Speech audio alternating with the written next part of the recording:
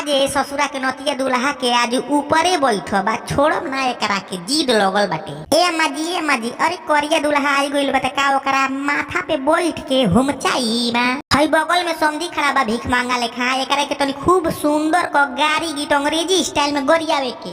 अरे मारवा में से मार के भागाव समधी साले के, मारवा में से मार के भागाव समधी साले के, अंग्रेजी स्टाइल में गरियाव समधी साले के, अंग्रेजी स्टाइल में गरियाव समधी साले के, अंग्रेजी स्टाइल में। मौगा भसुरा टुकुर टुकुर ताकता, दुल्हा छिनरा लइकियन के झाकता, देवरानी जेठानी गीतिया गाव समधी साले के, देवरानी जेठानी गीतिया गाव समधी साले के, अंग्रेजी स्टाइल में गरियाव समधी साले के, अंग्रेजी स्टाइल में गरियाव समधी साले के, अंग्रेजी स्टाइल में। अरे बिंदी जे बिन बाजा के ले आइल बरतिया बा, देसी पौआ पियले बाटे सरवा सार के नतिया बा।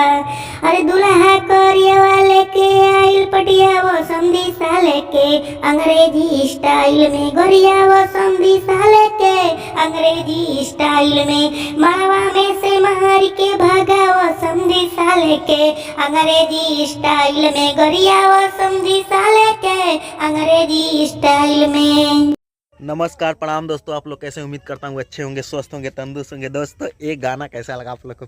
एकदम भरपूर कॉमेडी वीडियो हम बनाए थे बिल्लू कॉमेडी का, तो प्लीज़ कमेंट बॉक्स में ज़रूर बताएगा और चैनल को सब्सक्राइब करके जाएगा। दोस्तों चैनल को आप लोग सब्सक्राइब करते हैं तो बहुत हमको अच्छा लगता है दोस्तों, और मनोबल बढ़ता है फिर अच्छा कॉमेडी वीडियो बनाने के लिए। तो प्लीज़ चैनल को सब्सक्राइब करके जाएगा। मिलते हैं नेक्स्ट वीडियो। तो नमस्कार, धन्यवाद, जय हिंद।